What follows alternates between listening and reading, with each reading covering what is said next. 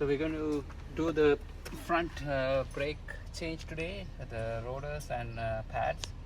It started creating a grinding noise, so the pads are completely worn out. So we're going to do that change today. And at the moment I don't have the whole list of tools.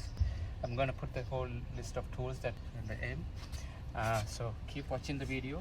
Definitely you need a jack to lift it up.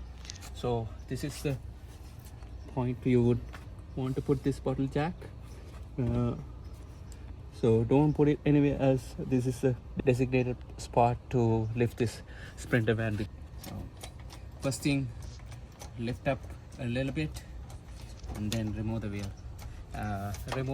Loosen the lug nuts and then lift the remaining.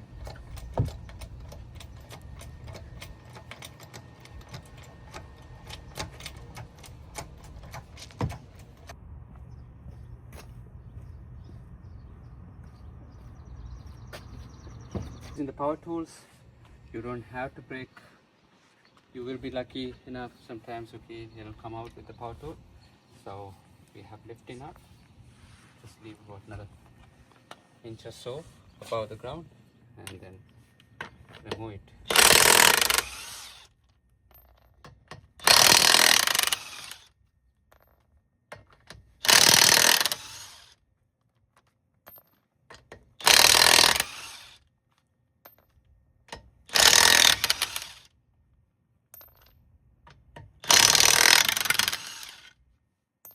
What you need is 19mm socket for this.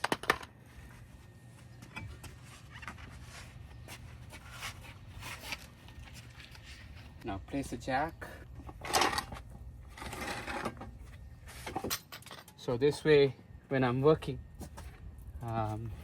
it's resting on the jack, so it's nothing going to break loose and fall into you.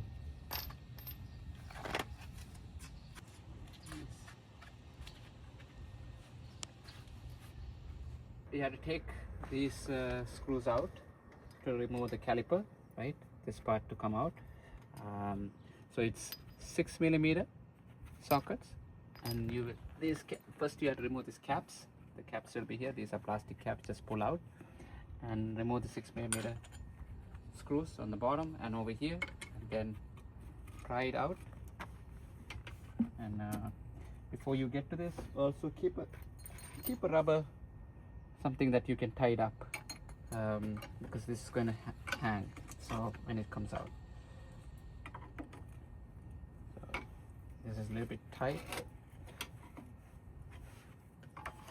Once it's past a certain stage, it will come out because it's been rust.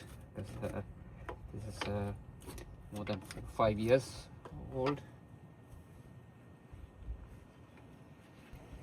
So it's out. So we're going to tie this.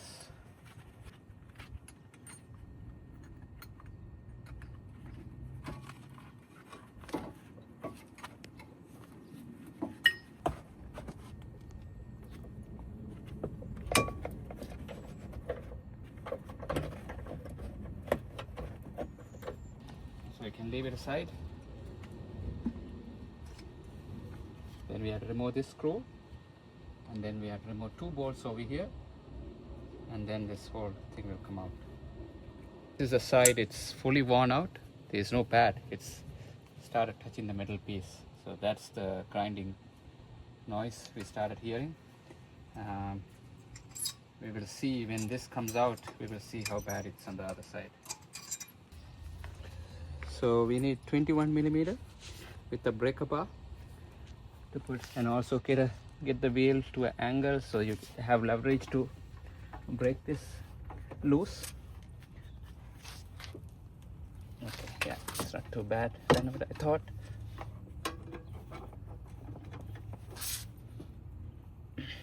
Okay, the rest will come easy.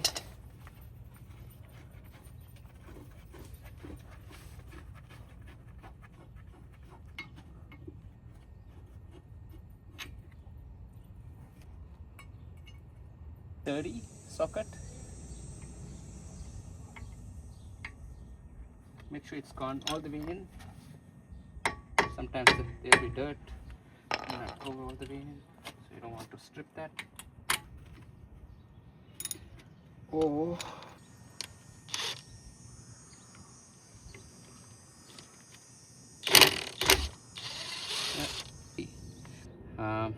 now it's ready to come, but there's a lot of rust here, so you want to give a good hammer under this area. Okay, yeah. Okay, now it's all out, so you can see the other side where it's really bad, and it starts scratching on the end, which is this part, I guess. Yeah, so I think if I changed the pads on time, maybe I would have got a little bit more life out of this. So you're going to change to the new rotors and new pads. Rotors, we got new rotors over here, new pads as well, so we're going to change that. So I'm going to list the tools that you need. So the tools that we have used so far is to take these plastic pieces, you need a screwdriver, and then after that, to take the caliper, you need 6mm hex, and to take the caliper, the remaining part, you need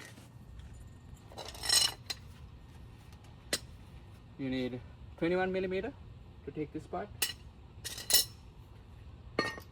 and then also preferably a breaker bar, otherwise it's going to be a little bit hard to break loose.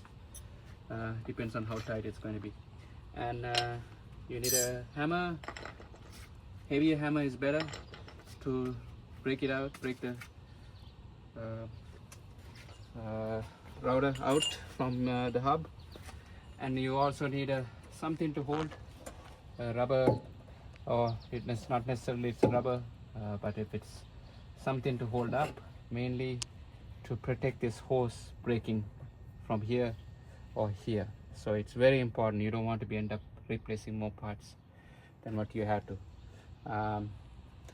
Now before we put it in, we got to also compress this, so we also need a caliper to compress that. Let me show the caliper. To compress these, you need one of these calipers, so you compress one cylinder at a time, and then you can also remove these rubber pieces, and you can also do a service internally, like make sure these are moving properly. Now this side is kind of frozen. This side you can see, okay, it's moving up and down, no problem. This is not moving up and down. That could be part of the reason why immaturely this worn out only on one side.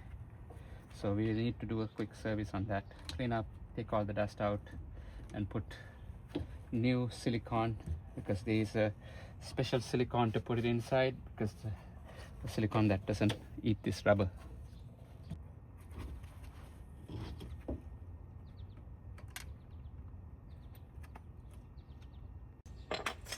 We used a technique to push this one from this side and just give some couple of taps. So this slide it out now. So what we're going to do is we're going to take this plastic out, and if it's anything it's ripped, you will have to replace. You can see it became very dry. Inside there is no lubricant, so you can see this is supposed to slide inside, up and down, same as this side, and you can see it became very dry. So we have to clean up everything and put it back.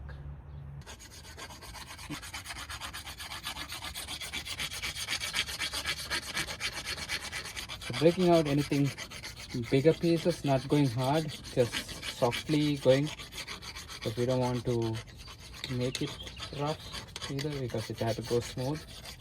So we just breaking out, and then we're going to go with the sandpaper.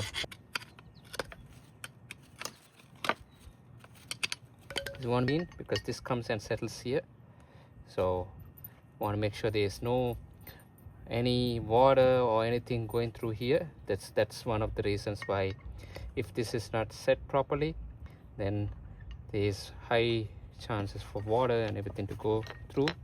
So even now it is have left in a way that any debris to go out through here. So but you want to make sure it's flat. So we have cleaned up, and we have compressed this using the caliper. We have used the caliper to compress this, and it's just, and then we also have removed this completely and cleaned, and you can put the lubricant inside. So you can see this is the side it was frozen, and now it's been released, and we have good lubricant inside. You wipe all the debris, everything before you put. This is the lubricant to use. Make sure it clearly says caliper rebuilding recommended lubricant to use. So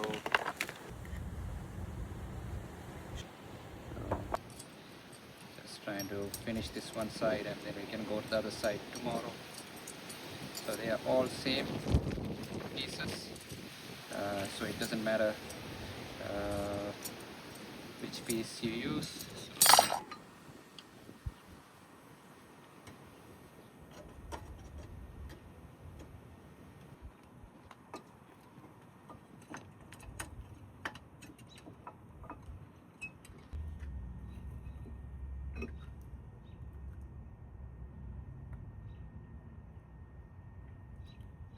What I'm going to, the last time I had the sensor on this side, and I'm going to put the sensor this side this time.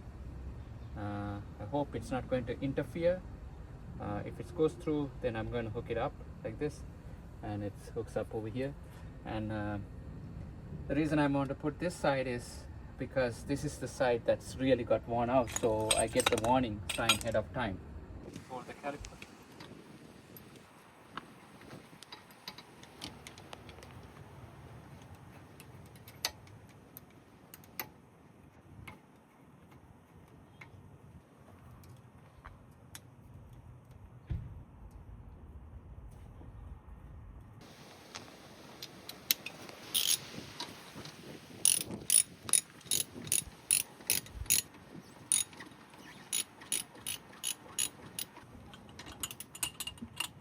That's only makes the sounds, squeaky sounds a little, but I think it'll be okay.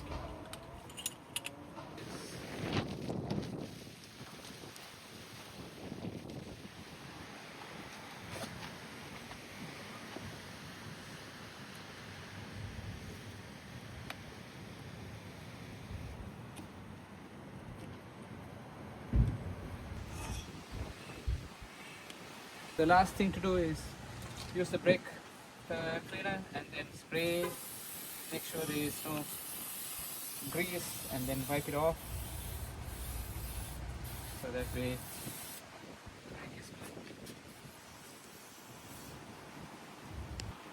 boom, and then we put the tire.